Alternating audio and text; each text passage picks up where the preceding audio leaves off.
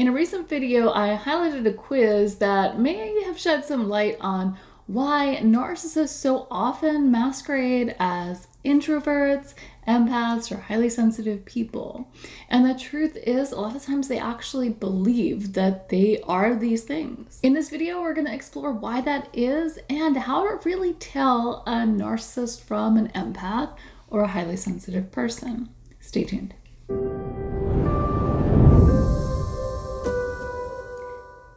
Welcome to the Common Ego community. My name is Christina, and on this channel we talk about emotional abuse, its connection with spirituality, and we attempt to answer the question, where do we go from here? So if that all sounds good, like, subscribe, and hit that bell icon so you'll be notified whenever I post new videos.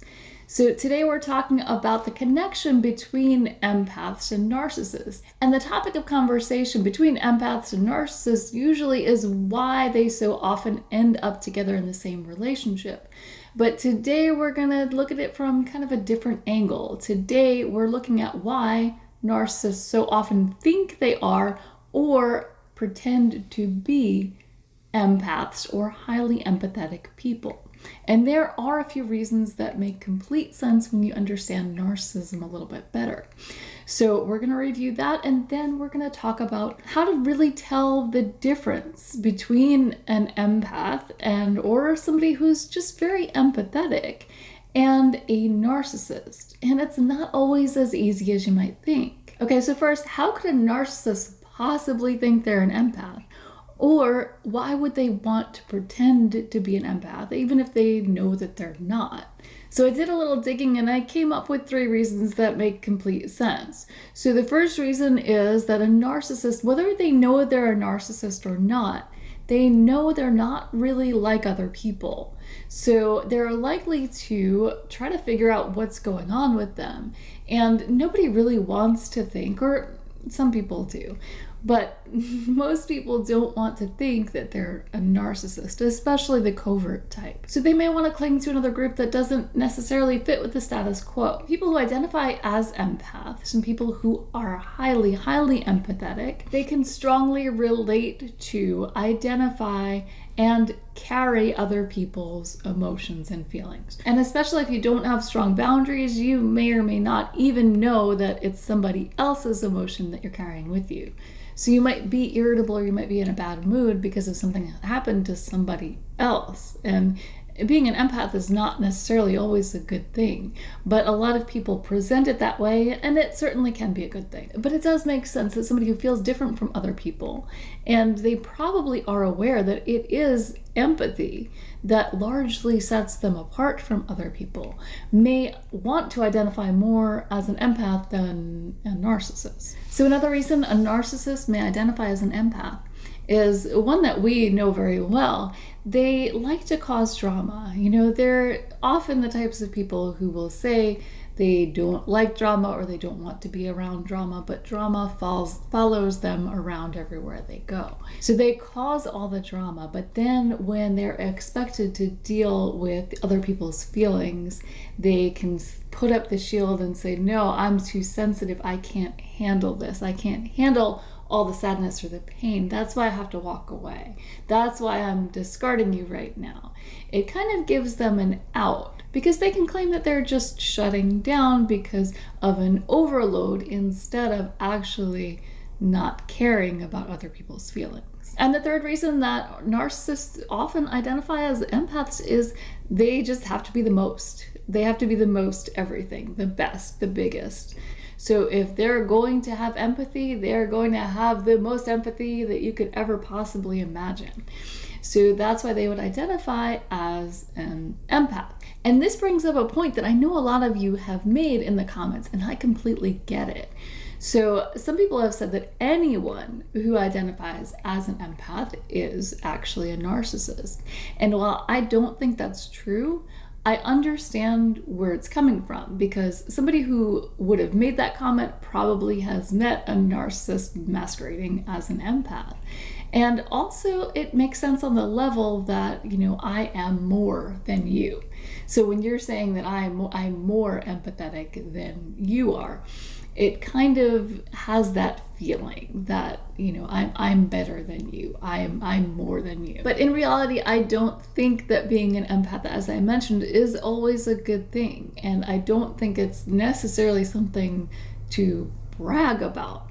It's for people who do actually feel a lot of empathy and struggle with carrying other people's emotions with them. I think the label may have given some of those people an understanding of what's going on and how to address it, how to fix that, how to set their own boundaries so that they can be stronger and be sure that they're carrying their own emotions.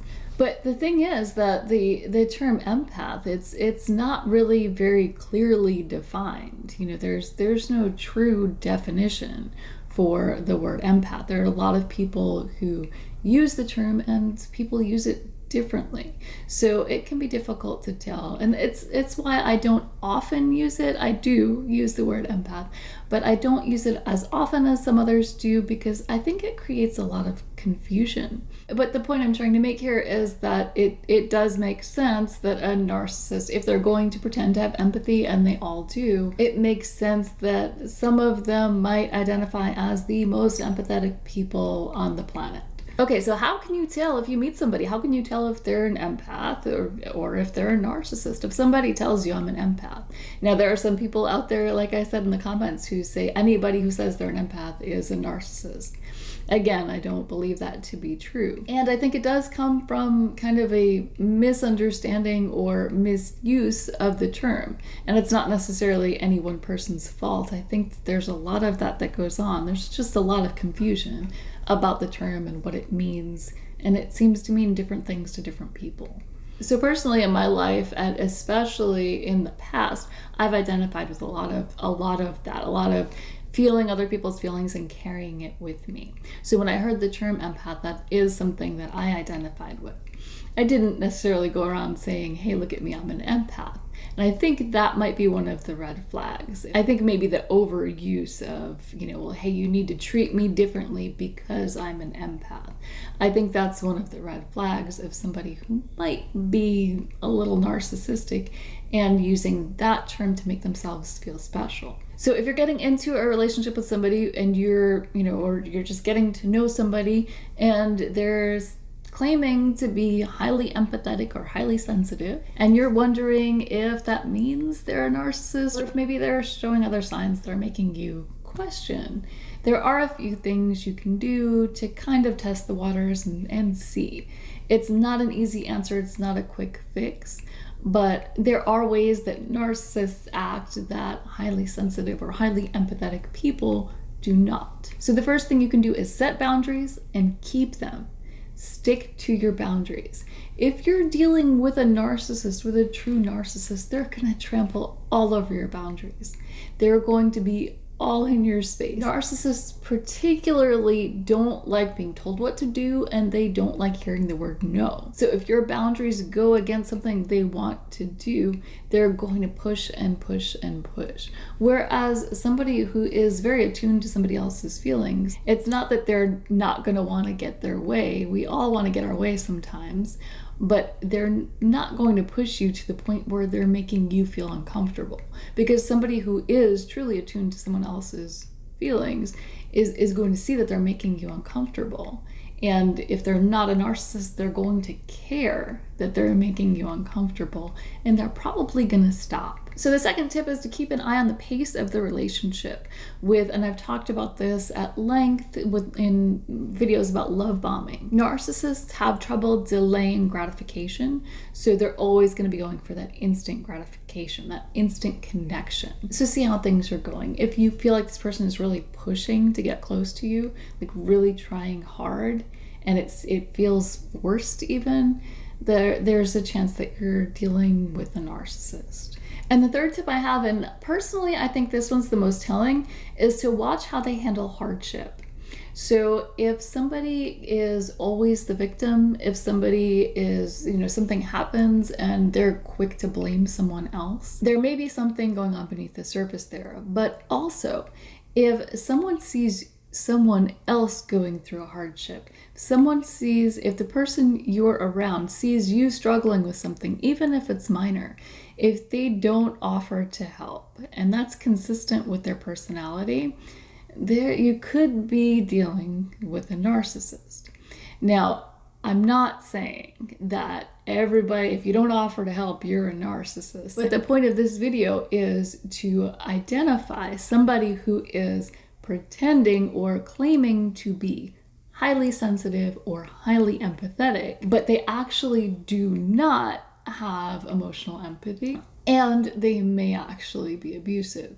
So it's taking those polar opposites and trying to uncover which is real. So if you're dealing with somebody who, again, claims to be highly empathetic, claims to be a very caring person, but they don't seem to ever want to help out with anything, that's kind of a red flag. This is an opportunity to see that their actions and their words are not aligned. They're saying they're this one way, but you're just never really seeing it. Actions and words, you look at the actions and the words and you see that there's a disconnect there. So if you're dealing with a narcissist who's claiming to be an empath, you're going to see little things like that. You're going to see just these little examples where their actions and words are not aligned.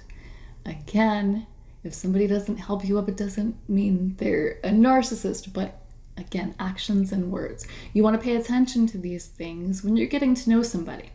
And it's not going to be a way that you can diagnose narcissism, but it's going to help you stay away from people who don't follow through on the things that they say. It's going to help you stay away from people who say they're one way, but they're really another, because that's never a good situation, no matter what it is. Okay, so hopefully those tips can help you stay away from people who claim to be good and empathetic, whether they claim to be empaths or not. If they claim to be good people and caring people. I hope these tips might help you see through the act a little bit, even if they don't know themselves that they're acting. So if you like this video, please let me know by hitting the like button, and if you'd like to see more like it, subscribe, and I'll see you next time.